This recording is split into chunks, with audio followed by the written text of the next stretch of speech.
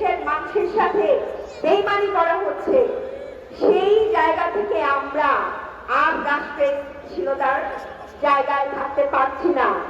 আমাদের এখন মাঠে নামার প্রস্তুতি নিতে হচ্ছে। আপনারা দেখেছেন যে গতকাল বাইতুল মোকাররমে আমাদের প্রোগ্রাম ছিল জুলাই সনদ এবং ভোটের গণভোটের দাবিতে। এই যে আমাদের প্রধানমন্ত্রী তিনি ইলেকশনের আগে বলেছিলেন যে গণভোটের পক্ষে হ্যাঁ দিন, বলেছিলেন না? আর এখন ভোটে জেতার পরে তিনি বলছেন যে গণভোট তারা মানবেন না। এটা জনগণের সাথে স্পষ্ট বেইমানি। এজন্যই বলি যে বেগম জিয়ার আদর্শ যে বিএনপি, যেই বগুড়া থেকে বেগম জিয়ার বিএনপি গড়ে উঠেছিল, সেই বিএনপি আর নাই, যার কারণে বগুড়াবাসীও বিএনপিকে প্রত্যাখ্যান করা শুরু করেছে না? যেই বিএনপি সারা বছর সংবিধান সংস্কারের কথা বলেছে, আজকে তারা সংসদে বসে ইন্ডিয়ার যে সংবিধান, সেই সংবিধানের উদাহরণ দেয়। এই প্রেসক্রিপশন কোথা থেকে আসে এটা আপনারা বুঝেন না?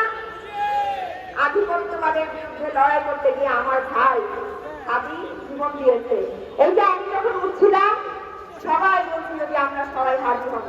এই হাদির জন্য চোখের পানি ফেলে না এখানে এমন কোনো গুন্ডা আছে?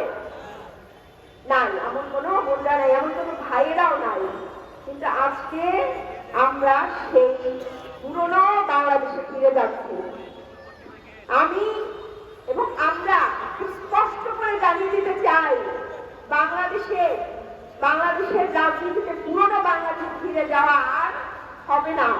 আমরা 11 দলীয় জোট এবং বাংলাদেশের মানুষ এখনো জেগে আছি। আমরা ইনশাআল্লাহ এমন বাংলাদেশকে আগামীতে নতুন রাজনৈতিক বন্দোবস্তের দিকে নিয়ে যাব। এবং আপনারা বোনেরা ভয় পাবেন না, ভয়ের কিছু নাই। আমরা একমাত্র আল্লাহকে ভয় করি। আর কাউকে ভয় করি? বগুড়ার নারীরা যথেষ্ট রাজনৈতিক সচেতন। আপনারা আগেও কষ্ট করেছেন, এই ইলেকশনেও কষ্ট করেছেন, এখন আবার কষ্ট করবেন। সামনে আপনারা জানেন একটা শিক্ষা আপনাদের হয়েছে যে কিভাবে তারা ইঞ্জিনিয়ারিং করে। এবার আপনারা ভোট কেন্দ্র ছাড়বেন না, ভোট কেন্দ্র ছাড়বেন না।